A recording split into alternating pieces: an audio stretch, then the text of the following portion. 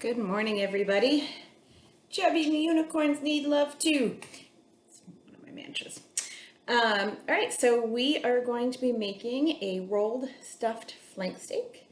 We worked with flank steak a couple weeks ago and we put it on the grill, but you can also roast this, and that means putting it in the oven. People like to say you bake in an oven and you roast on a spit, and that is actually the truth. You can't technically roast in an oven, but we use the two words interchangeably at this point. We talk about roasting as being the meat and baking as being everything else.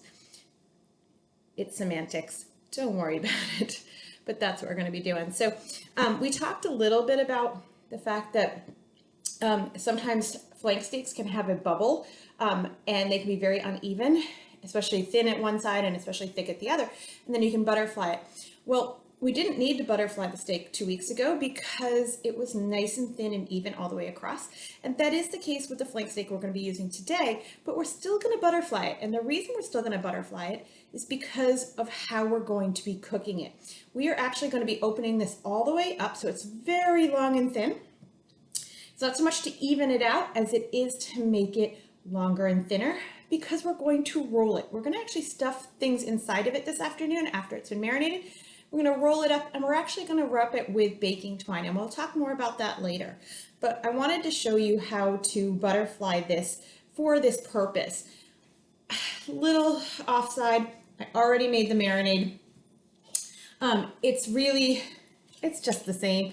It's a different marinade than we used last time because it's a different flavor profile that we're going for. Again, it does have an acid in it.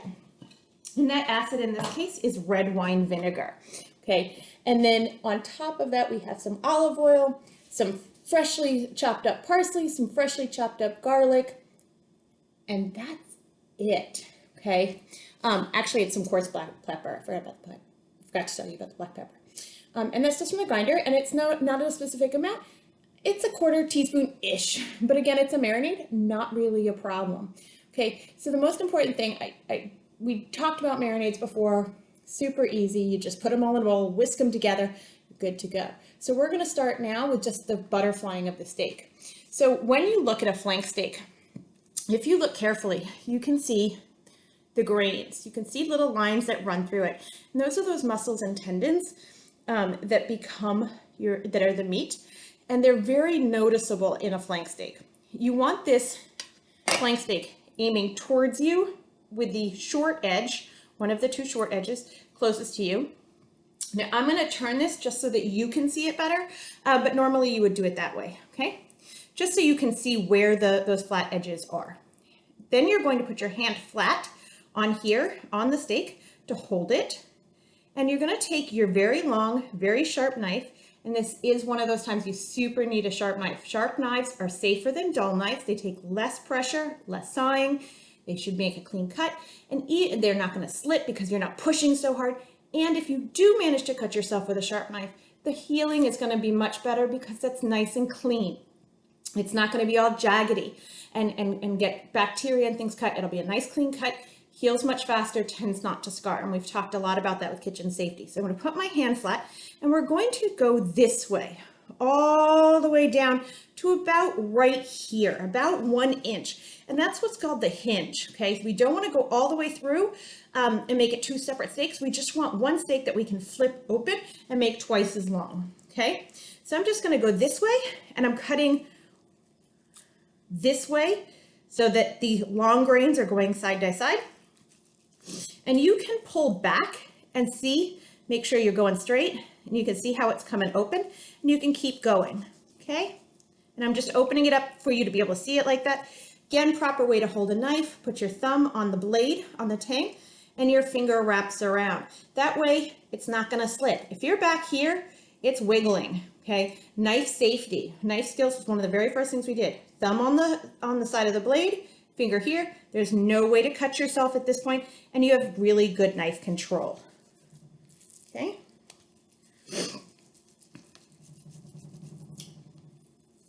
And I'm just going to keep opening it up, make sure I'm going straight. I can make adjustments if I need to.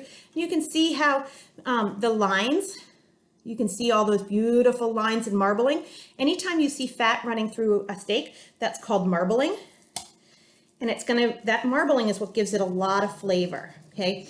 A marbled steak has a lot more flavor. That's why when you overcook red meat, when you make a well done, you've actually melted off most of that fat and you've taken out a lot of the flavor. And that's really what you don't want to do, okay, with a nice steak. So you can see how it's opening up. I'm just going down to the hinge. And now I've got a steak that's twice the length that it was before. And it's nice and thin, okay? Just a little bit there, because I went a little deep there. Here we go, okay? Nice and open. I'll be able to roll this afternoon. I do want to put it in the marinade now. Again, I'm going to use a big Ziploc. Love the big Ziplocs for marinades. Let's smush around. It's all that contact. And you want to make sure that you get the marinade on both the inside and outside of your steak. So again, it's making that little cup.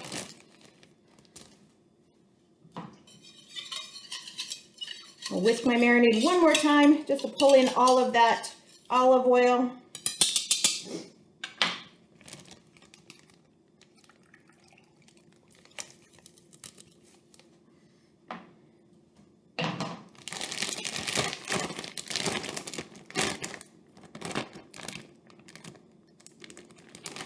Push out all of my air, which allows for better contact with the meat and the marinade.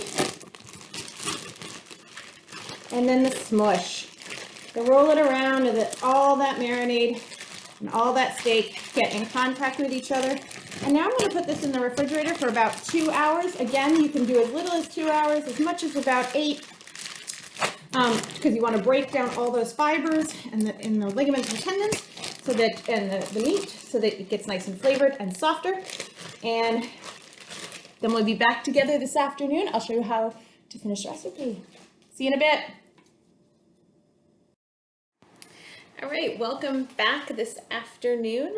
I am ready to start putting together the flank steak, and it is a rolling process. So the first thing I had to do after marinating the steak is to prep the roasted red peppers. And how you do that is you take a red bell pepper, and I showed you a couple weeks ago how to cut it in half and then clean out the seeds and the white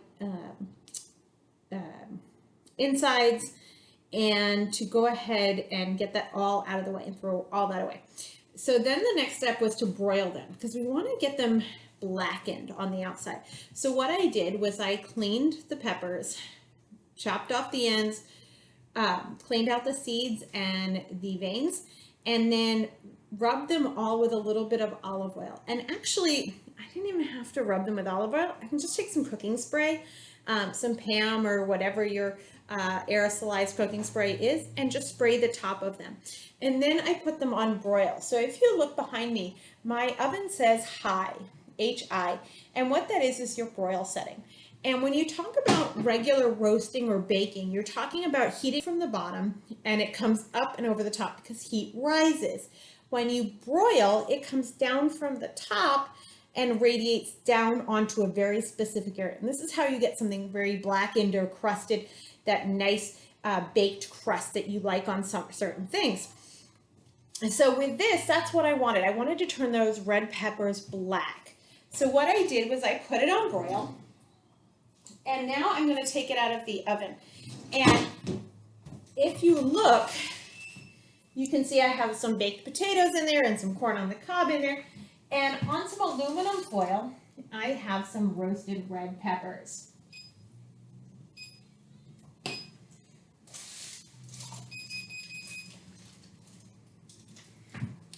And those roasted red peppers are very black on the outside. And that's actually what I want in this case. I want that char. I want that burn. And what I'm going to do is place them in a bowl, just a plain bowl. And I'm going to place those in here. And then I'm going to cover them up with a plate. You don't need any special equipment for this. This is not that kind of a thing. Just so I don't burn myself, I'm going to make sure you saw me using my pot holders. And now I'm going to use my tongs, And what I'm going to do is I'm going to cover that up. And what it's going to do is keep the steam in, all that air that, see that steam that's evaporating? I want to keep that in. And for about 5 minutes, I'm going to leave it like this. And what's going to happen is it's going to release the outside skin, that blackened part, and I'll just be able to rub it right off. Now you could do this right now, but it's so hot that it's hard to handle. But if I leave it for about 5 minutes, it'll cool down a little bit, make it easier to handle, and all of that blackened part can just pull right off. And that's what I want right now. All right, so I'm just going to put that to the side for now and leave it alone. Get rid of my aluminum foil.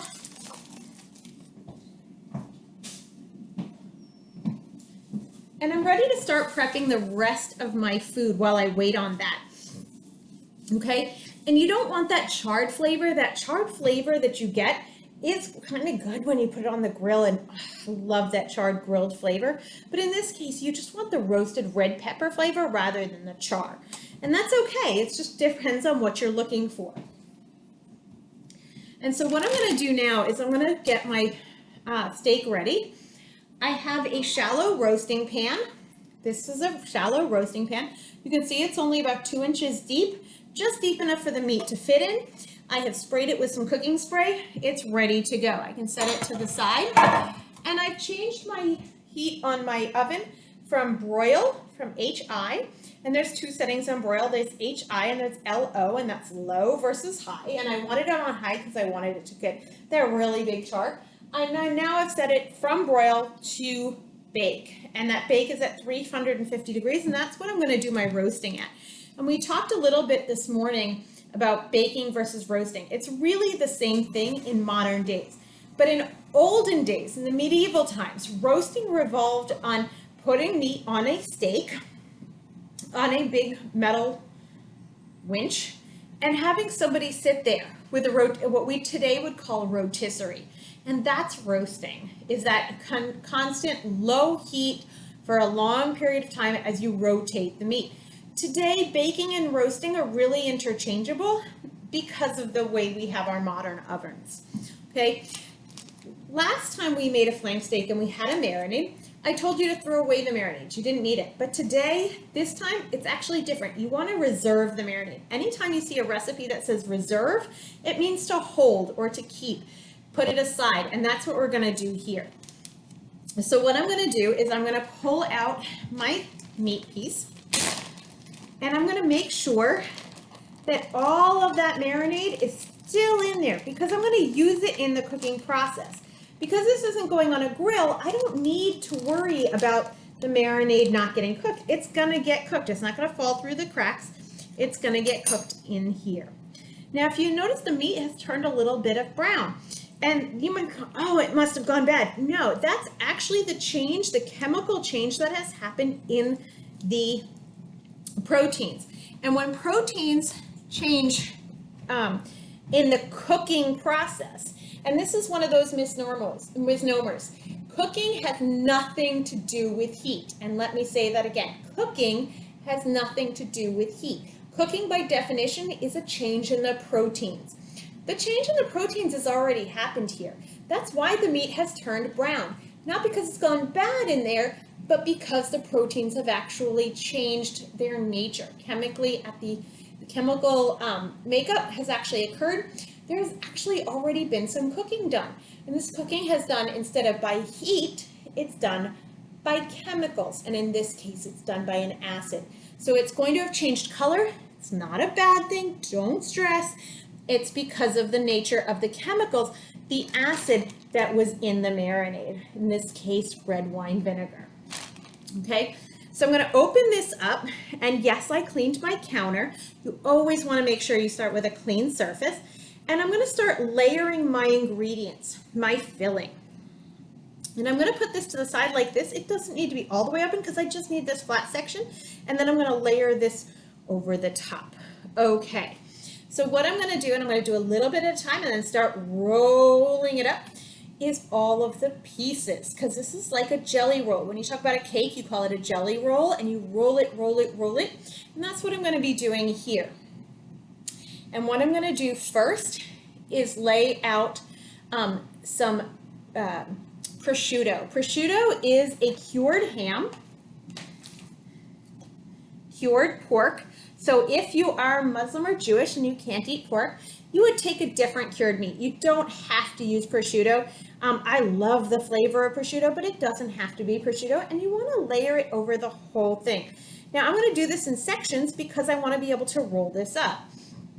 And then I'm going to take some basil. Now these basil leaves are actually cut from my garden. I actually went through and hand cut some basil leaves from my garden that I put in during this crazy time that we're living in, and that's okay. So what next I need to do is go all the way down. So I'm going to layer this over and pull this through. Lay that out. I'm going to put some more prosciutto. So if, again, you have a dietary restriction on no pork, just find a different cured meat. Does not have to be pork. But I like the flavor of this. It's got a nice smoky flavor that is characteristic of prosciutto that I like in this. Again, I'm going to put some leaves, and I did wash these, and then I'm going to make sure that I'm going to put some fresh parsley. And I just went ahead and chopped this parsley just before we got on screen. And then we're going to put some Parmesan cheese. But in the meantime, I want to take what we started over here, and if you pull that top off, you will see that our peppers, that top now, that steam has now allowed this to detach and that charred part to come off. And that's what we're looking for. We want this part to come off. And that leaves none of the charred flavor, but all of the nice, intense roasted red pepper flavor. And when you talk about a roasted red pepper, this is what they've done, okay? And then I can just put it on here, in with the prosciutto. And I just can do it off the whole thing. And yeah, it's gonna be a little warm still, and you can pull it off, but you can pull that off without too much of a trouble. You can see the steam rising maybe. It's all right. If it gets too hot, just drop it. You could also flash it with some cold water, and that cold water will help to prevent your fingers from burning too badly. Okay, and then what I want to do is pour some Parmesan cheese. This is one of those messy recipes. Okay, this is just plain old ordinary Parmesan cheese. I don't need any salt in this recipe because Parmesan cheese is very salty all on its own. So I am going to actually take just black pepper and crush some black pepper on it. Give me 1 second, I want to clean my hands.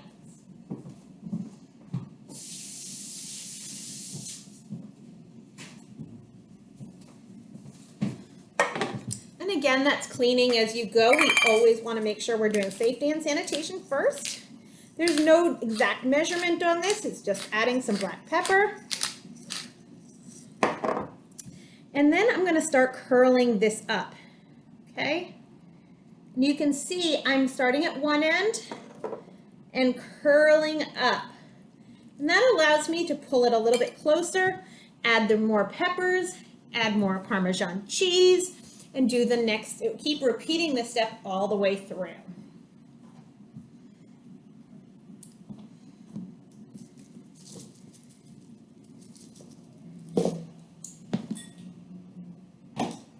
Red peppers.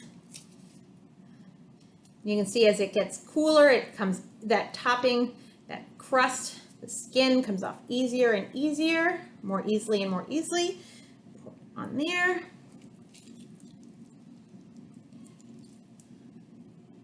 Whew. A little toasty. Okay.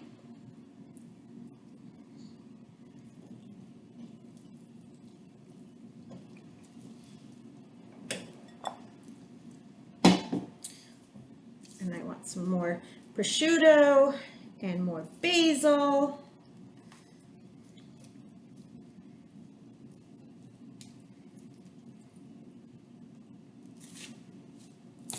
And more parsley. And parsley is a bitter herb. has a bitter flavor, and that's okay because that's what you want. You're offsetting the sweetness of the and the smokiness of the roasted red peppers and the flavor of the basil and the saltiness of the Parmesan while you're doing this. So all of these are flavors that match each other, and that's really important that you keep adding flavors together, okay?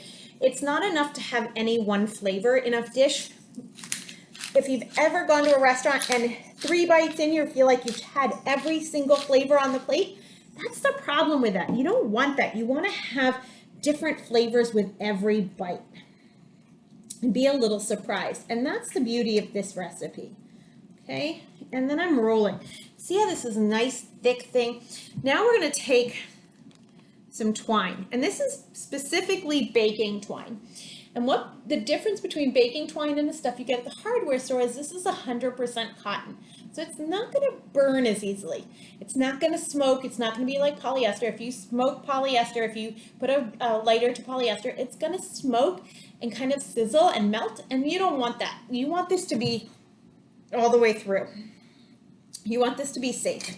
So what I'm going to do is put it underneath here, and I'm going to tie it. Now this is the same twine that you would use to dress a turkey at Thanksgiving, whatever you might need to do in terms of dressing anything that has to be held together. Chicken cordon bleu, all of your filled meats, your turkeys, your roast chickens, and you want things to hold together. This is actually how you do it. And this twine will not burn. It will not melt the way a polyester will. Polyester is a man-made fiber. It's gonna burn and smoke, and that's not what you want. So you have to make sure that you use baker's twine that is 100% cotton. Okay, and you'll notice I'm double tying it, double knotting it.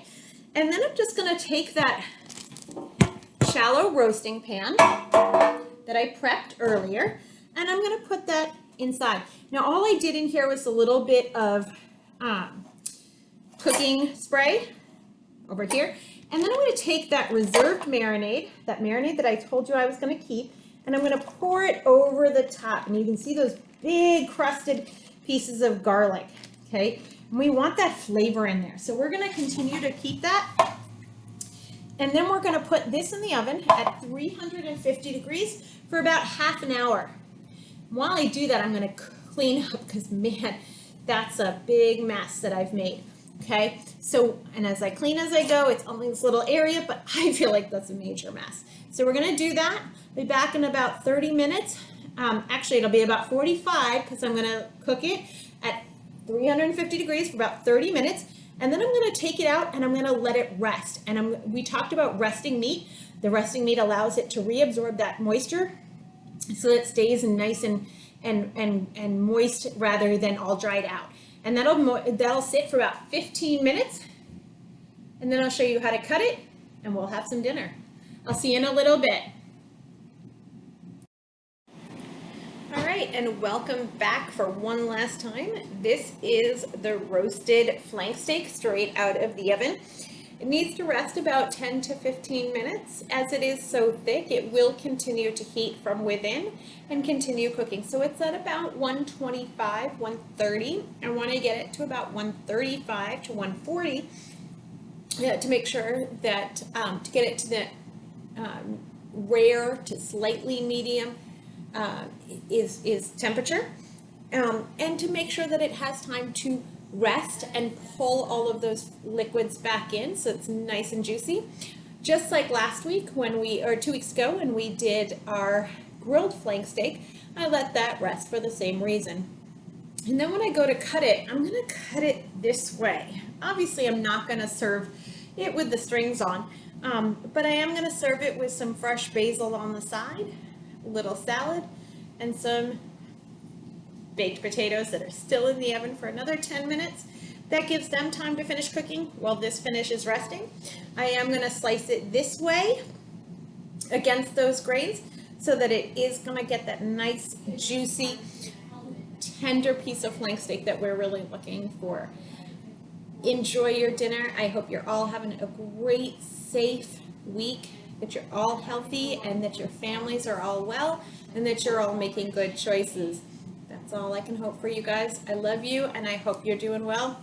I'll see you in class.